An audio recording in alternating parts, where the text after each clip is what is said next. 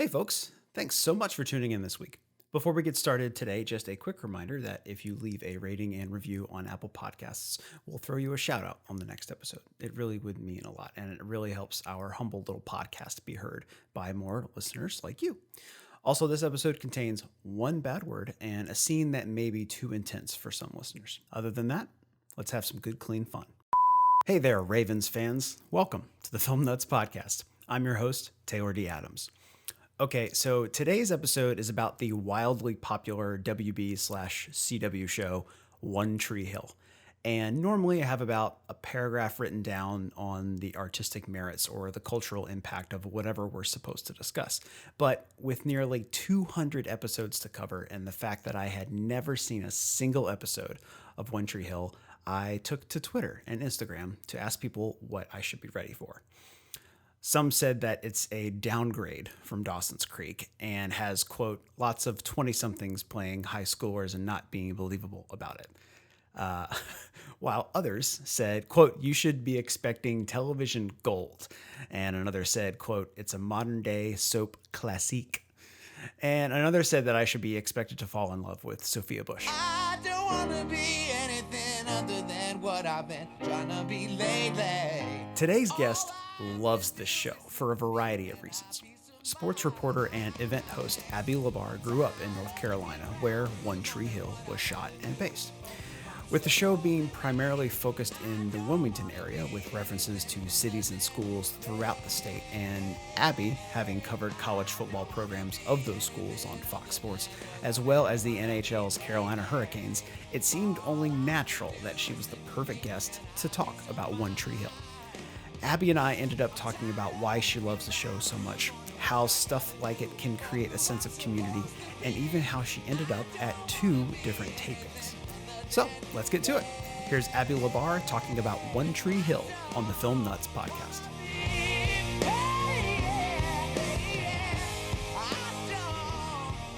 I literally have not, I was like trying to refresh my memory on this show because I haven't seen it in like so long, and I forgot like how much stuff there like happened with it. So yeah. I don't know how much of it you like watched or looked up, but I really want to like go back and rewatch the entire thing again because I missed a lot of the like NC State, UNC, like Duke references. Obviously, like there's a lot of stuff in there with all that, but I need to go back and rewatch it. But I tried to refresh my memory. So I hadn't seen it at all. Like I hadn't even ever like accidentally watched an episode or anything. So the whole thing was new to me. And yeah, I think I watched probably the first 10 episodes. I got a good chunk in. That's pretty good. I got a good chunk in. Yeah. Well, I had to do some kind of due diligence. Right. And then I knew I wasn't going to finish by the time we talked. So then I went and looked up all the synopses. And I was like, holy shit, there's so much. There's so much crazy stuff that happens. So much. Yeah. So we'll try to remember a lot of it. I just took some notes to try to like jog my memory. Okay, perfect. Well, the one thing I want to touch on first is when we were discussing what we wanted to talk about, obviously One Tree Hill came up in the conversation. And so I want you to tell me how you ended up on set one day. Okay, it's a good story. It was an accident. Actually, I was at 2 filmings before I even knew what the show was. Okay. So I don't even know. I can't even remember like how old I was, but I was definitely in like I would say like elementary or middle school. Whenever the Charlotte Bobcats were the Bobcats still, and not the Hornets. And at halftime, we were kids, and it was like me, my brother, my sister, and my dad, and we were like waiting for the halftime show. And they come out and they're like, okay, like for today's halftime show, we're going to do a filming for One Tree Hill. And at the time I had like no idea what One Tree Hill was. Mm-hmm. And so they like turned off all the lights and they basically did like when the teams come in like an intro, but they introed Nathan Scott. So they were like, number whatever for the Charlotte Bobcats, Nathan Scott. And then they made us all like cheer and get excited for him. University of Maryland, 62.5, winning number 12.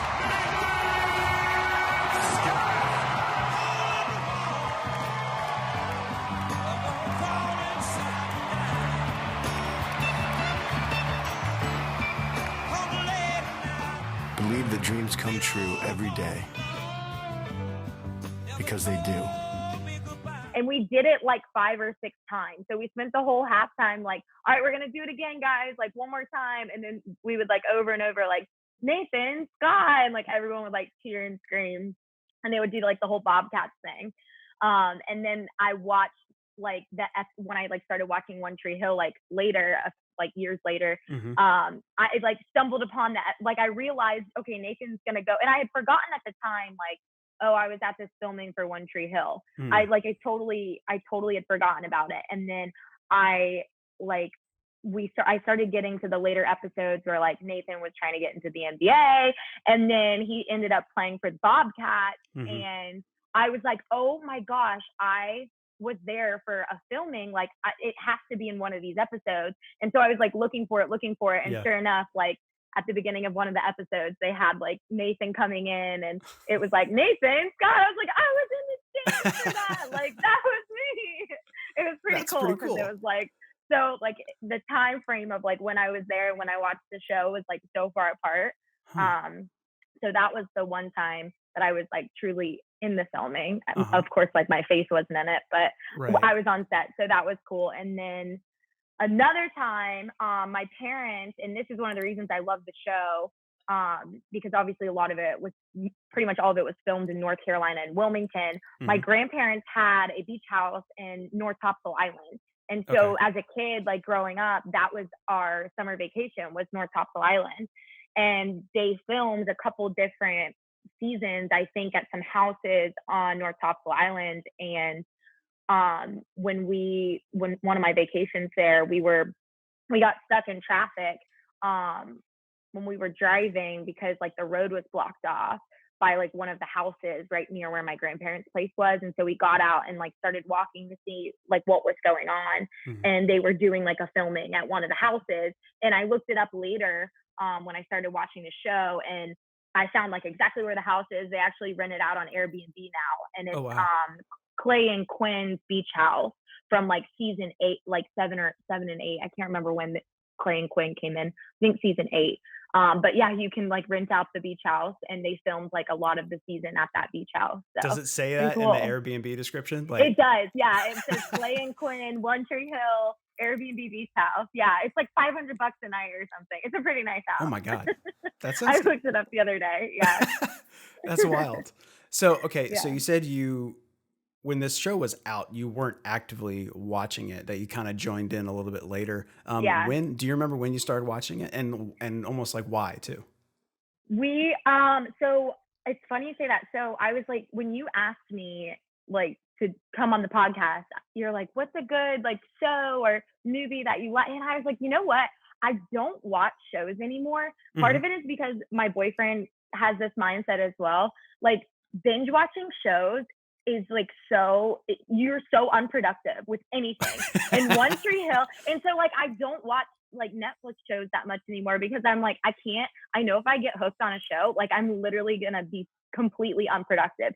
And so One Tree Hill is like probably the epitome of like me totally, like that was like the worst show you could ever binge watch because there were so many episodes and so like, and it was so addicting. And so I probably spent like the end of my high school, it was like senior year of high school. I started watching it the summer before I went to college. And then I would watch it. It took me like the first couple years of college to completely finish it. But there would be like, you know, weekends or days where I would just be like in bed, just like watching every single episode. And it took me like a couple different like phases to get through all of it. But that was like one of the things, like thinking back, like, I'm like, why do I not watch TV shows? Like, okay, one of the reasons is because, you know, my boyfriend doesn't watch them, so I'm not going to watch them. We're not going to find a Netflix show to watch together. And another is because One Tree Hill was probably like one of the worst shows you could ever binge watch. And that was like one of the main shows that I did binge watch. So try to stay away from that because of it. But yeah, so I like obviously was a part of some of the, like, had been around some of the filming and heard of the show previously, but didn't really start watching it until it was on Netflix and like end of high school into college. And then like obviously there's a lot of time you have to kill in college, like in between classes and stuff. And you're a lot lazier in college than you are in real life. So Yeah, I mean, they had 187 episodes. That's how many episodes they crazy, made. I know. crazy. That is a lot. And That is a lot to that's, sit down. I'm like, I want to watch it again, but then I'm like, okay, I avoided not watching TV shows for a reason, and I'm gonna watch the worst one for like getting hooked back on again. So I might need to like pick and choose certain seasons or episodes to go back and watch, because mainly I want to rewatch it to look for like references and things that I maybe missed the first time around, because there's a lot like packed into this whole like series. It's crazy. Yeah. It's actually one of the things I would think about is that you seem like a person that would watch a TV show, if you did watch a TV show, with people, like with friends. Like, is that kind of, did this ever cross into that territory? Because I know you said you kind of like, you did kind of solo binging, but did that ever cross worlds? For sure. Yeah. So like you're saying watch this show with friends, or you're saying that's just yeah. So I had like in my college house, I lived with like four other girls. There was 5 of us, I think, 4 or 5 other girls. It was a big house. And then I also at one point was living in the sorority house when I was watching this show. So 100%, I had girls that would like sit down and like watch the show with me. And it's like, it's just one of those shows that's like such a feel good show. And you can kind of sit down and watch some of the episodes without really, like, obviously they all tie into each other, but especially like some of my friends who had seen the show before, it's easy to kind of jump in and start watching. And then you can easily get hooked on like a chunk of episodes. Like you can really like try to figure out, okay, who are the characters in this episode? And then like watch the following couple episodes and like really get hooked on it. So I would have friends that would kind of rotate in and out while I was watching, like, hey, I'm going to turn on, be like a Sunday, like, let's order pizza. I'm going to watch One Tree Hill if anyone wants to join me. And like my friends would always, jump in and do that. And it's such a like easy feel good show to kind of watch. But it's also easy to like get hooked on, because there's so much that just like snowballs in the entire show, in every single season too. Do you think that group watch added to the appeal of the show for you? It did for me, because they would jump in like at a lot of random, like I'd already be ahead. And obviously the girls that had seen the show, it was like easy for us to like talk about it. And we'd be like, oh my God, like, Nathan Scott, we love Chad Michael Murray. We always like fooled over Chad Michael Murray because he's amazing. But the girls that would like jump in that maybe hadn't seen the show, or like forgot about, or maybe had seen like sporadically seen episodes, it was always fun for me to be like, oh, that's Brooke, that's Peyton, like point out the characters and say, okay, this is what happened. Because I love, like, I'm a big, when I watch like shows and movies, I'm like the one that asks all the questions and people hate me for it. I'm like such a talker during shows and movies. And we could never watch anything together, you and I. No, Chris. Yeah, my boyfriend hates me because I do that in every single movie. And so then when I actually know what's going on, and it's like my turn to answer the questions, I'm like telling them things like before they're even asking me the questions, because I know I'm like, oh, if I'd never seen this, I would want to know this and that. So it was always fun, because I'd like get to like fill them in on like, oh, this is what's happening right now. And then like to see them like kind of get hooked on it too was fun. It's such a like, it's like the way this is why I love One Tree Hill, because I either like chick flicks or I like movies that make you like, that just surprise you, or things like you're always like wondering, okay, what's gonna happen, and then at the end it like takes a twist or a turn, and it's like, okay, this is what happened. And I feel like One Tree Hill is kind of a great combination of both of those, right? Like it's chick flick vibes, like all this drama and like feel good, like, high school and college and whatever real world stuff, and then it also takes these like crazy twists and turns that totally keeps you on the edge of your seat. Like people, there's like murders and like mysteries that people are trying to figure out who did this and who's tied to who. And then like, the babysitter you think is normal and ends up being crazy. And, I think it was like Peyton's, somebody ended up stalking. Oh, Peyton had a guy that pretended to be his brother, and he ended up being a stalker, like stuff like that you just don't expect to happen. Son, that's Derek Summers from St. Flora, North Carolina. Same phone number as the one in the letter you gave us. That's not him. Hey. He's free to go.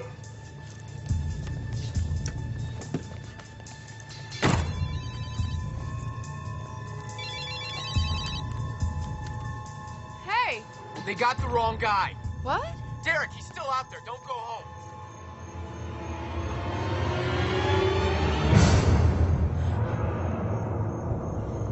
Hey, Lucas, I gotta go. I just got home, and my dad's waiting for me. Plus, Derek's here. No. Wait, didn't you hear me? Hey, Derek.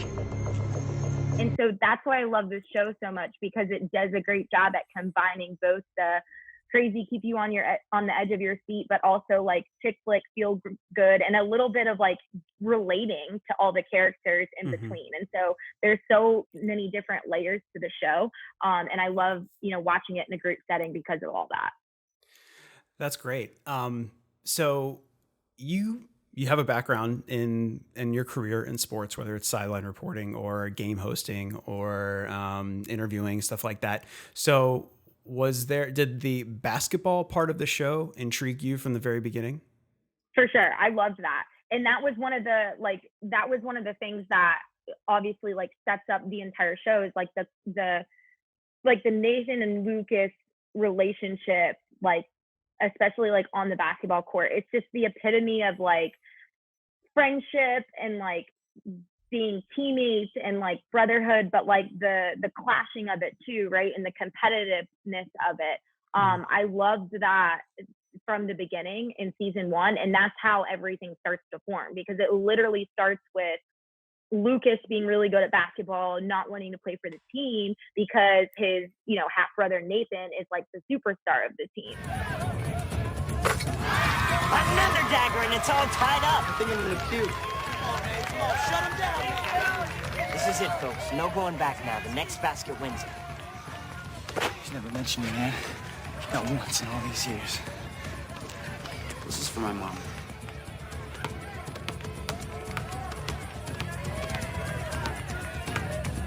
Luke for the win!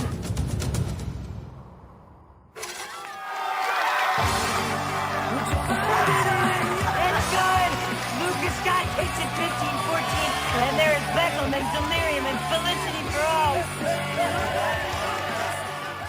And that's like your classic like high school drama, like being a part of varsity team, not necessarily to that extent, but it's always like, who are the star players, and those are the cool guys at school, right? And then like who are the underdogs. And so the whole plot like starts to kind of develop from that relationship that's built around basketball, and basketball then brings together these two guys that obviously are related by blood, but did not speak to each other at all. And I think that's what basketball and sports do, right? They bring people together in unique ways. And so that was intriguing from the beginning.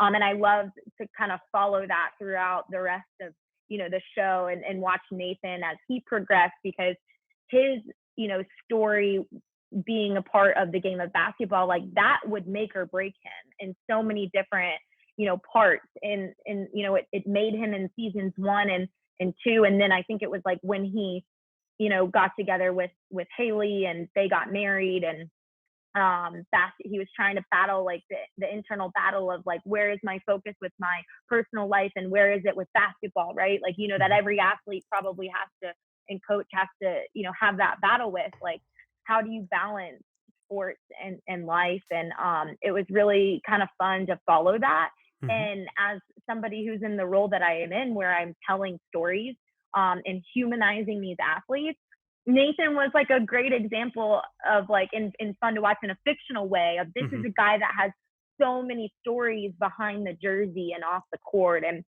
he got in like, at one point in the series, he got in like a car accident and basically was told like he can never play basketball again. Haley keeps the alcohol out of reach. At least she tries. It's a little early, don't you think? So how's physical therapy going? How's your second book coming? Ouch.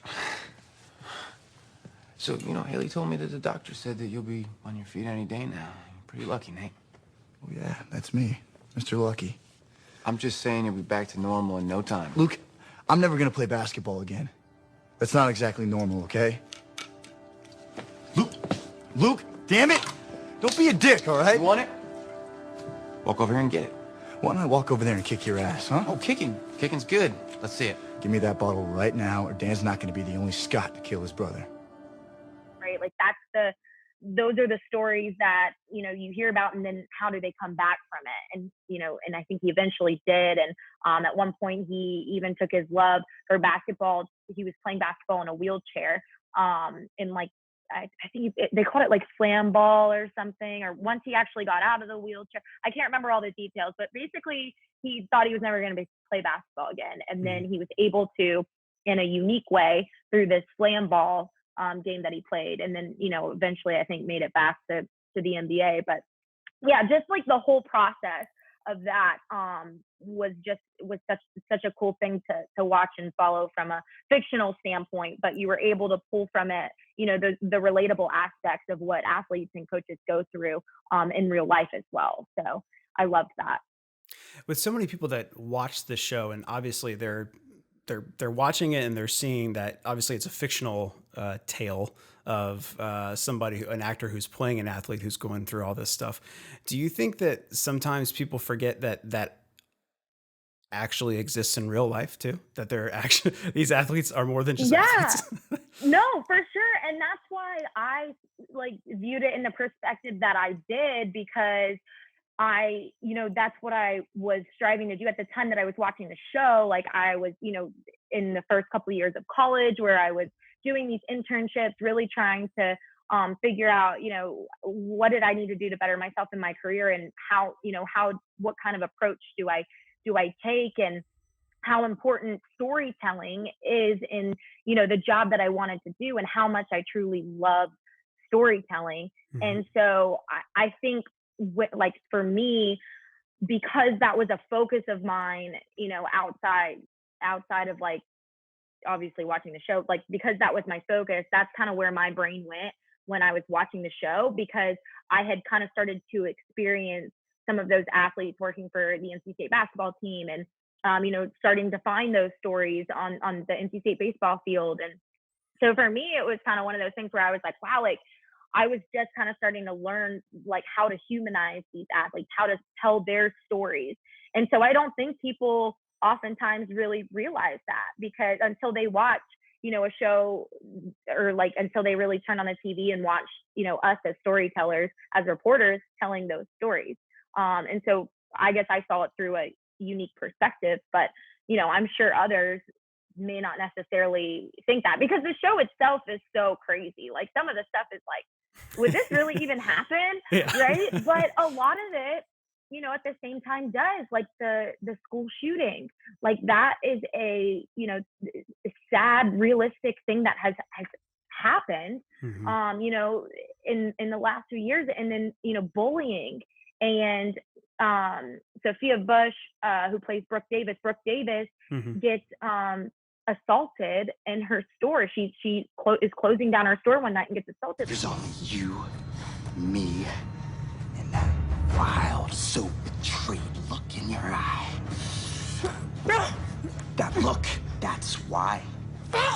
It's the same look that friend of yours had right before I killed him in the gas station. It's that moment that you know and accept that this is it. This is really happening. And no one's gonna save you.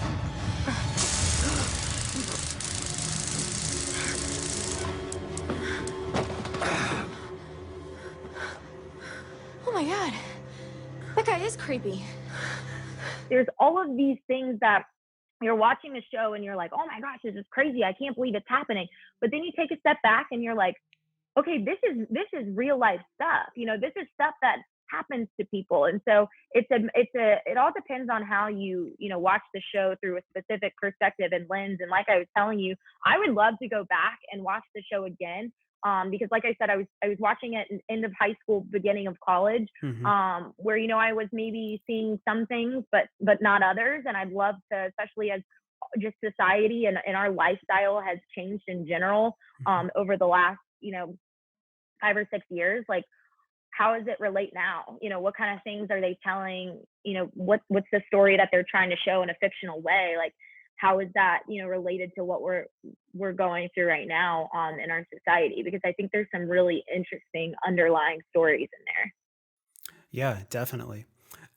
So I was doing a little bit of research on the show because, like I said, had never seen it until we started talking. And one of the things that was really cool, also, in addition, one of my really good friends from college is from Wilmington, and she went to the high school that the cast would go to like they Yes. would go to football games and all this other stuff to like see what it was like and also just give back, I guess, to the community. So I read this article that after Hurricane Florence like devastated the hmm Wilmington area, the cast pretty much raised funds to help out the community. Yeah. And like the show's been over for what, like 7 years, something like that. So I found that was kind of, it was just really nice. It was really impactful that a group of people who spent years there, who don't live there anymore, decided to reach out and do something to this community. You've been around larger sports organizations.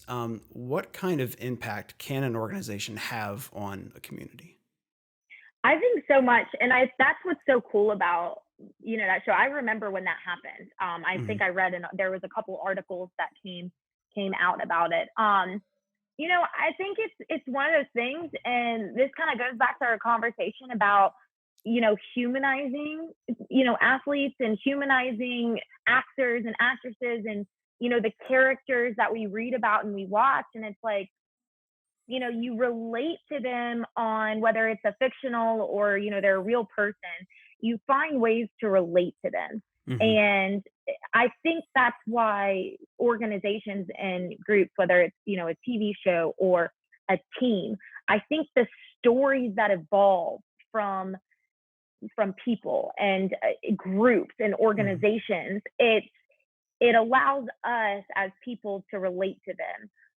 And I think that uh, you know the way that we're able to relate with them and empathize with them, we feel like we're friends with somebody, or we have this special relationship or this special connection with somebody that they may just be on our TV screens. We may only be seeing them on the court, but it just does something to people. And that's why I love sports so much, as far as like the cliche of it bringing people together. Like it does, because you forget about, the reality of things sometimes. And there's a lot of good and positivity that can come out of what groups and organizations do when it comes to bringing people together and doing things like that.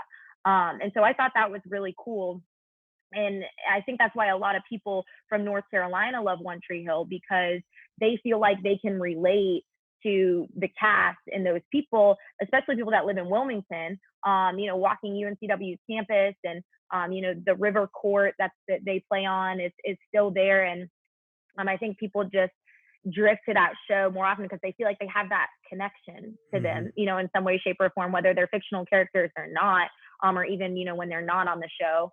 It's a great example of them helping with the Florence effort. So I think it's just, organizations just have a way of creating a sense of community and relationship. And I don't think you have to truly know them, but I think there's a part of people that feels like they do, because of the ties that they have to those people in those groups in certain places. I gotcha. So sports are kind of back right now. Yeah, right. I don't Yeah. know. So what have you been working on? So I obviously had a podcast.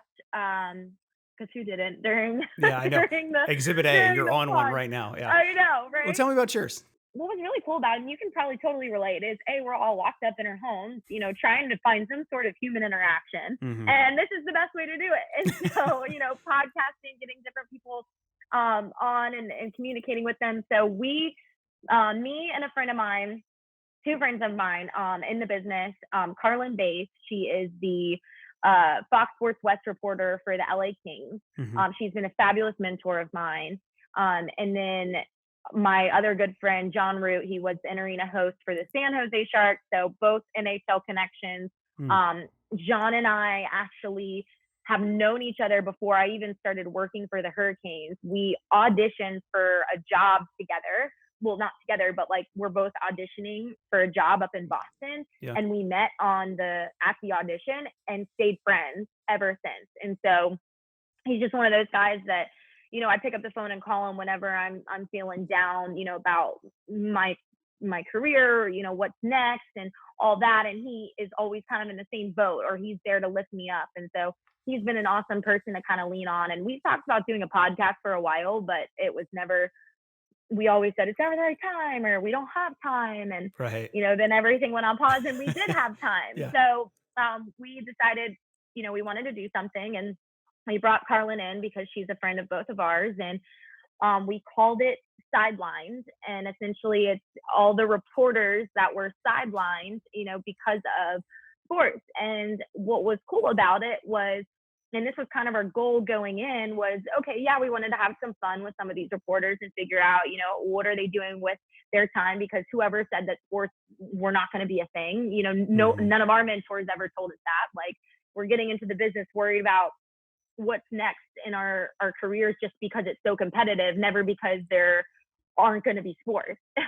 So, we kind of had some fun with the people that we brought onto our podcast, as far as, what are you doing during quarantine? What were you doing when, the sports world went on pause? And then the second half of our podcast was essentially just getting to know the stories and the journeys of these reporters. And so for us, it was a learning experience because we're getting all sorts of awesome advice from the unbelievable people in the industry, like Molly McGrath, Julie Stewart-Binks, Paul Bissonnette, these awesome Arda Oakhow, these awesome personalities that have, really cool stories and, where they started and where they are, and great pieces of advice. And obviously, we catered it to people. Hey, if you're an aspiring reporter, this is a great podcast to listen to. And then we're building relationships as hosts with our guests. And then, we're learning something as well. So it was really cool. And we didn't really start it with the expectation of it,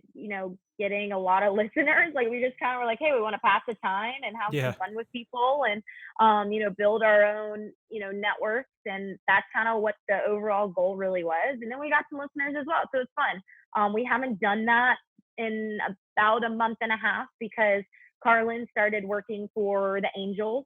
She started picking up some Angels games once baseball started. And then John moved to Arizona and he was working on that. And then, luckily I got the opportunity to cover the Carolina Hurricanes during the playoffs. So that was a really cool experience on Fox Sports Carolinas. So that kind of kept me busy for a month or so. Yeah. But yeah, it's been, it was a slow 5 months. And then the last month or two have just kind of flown by. And now it's like, what's going to happen with football? We're all on the edge of our seats with that. Every day it changes. So, depending on what happens there, hopefully I'll be on the sidelines at some point. So, yeah.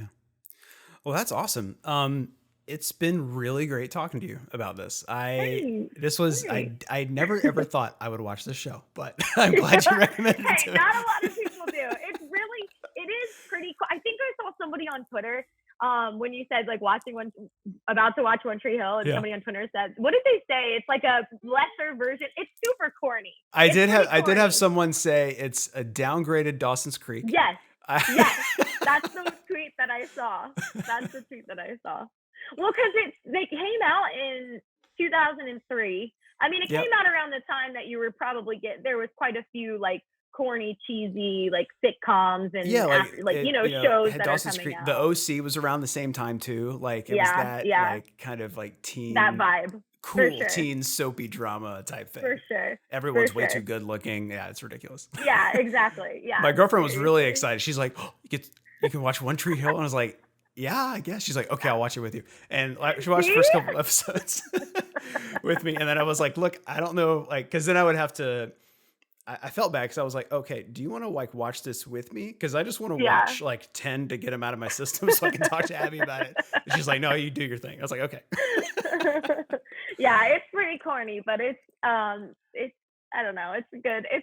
It's feel enjoyable. good, There's keeps nothing you on wrong your with it. toes. Yeah. Yeah, for sure. So just when you're like, this can't get any cheesier, it's like it takes a crazy twist, and you're like, didn't see that coming. Like, let's watch it. Let's keep watching. Exactly.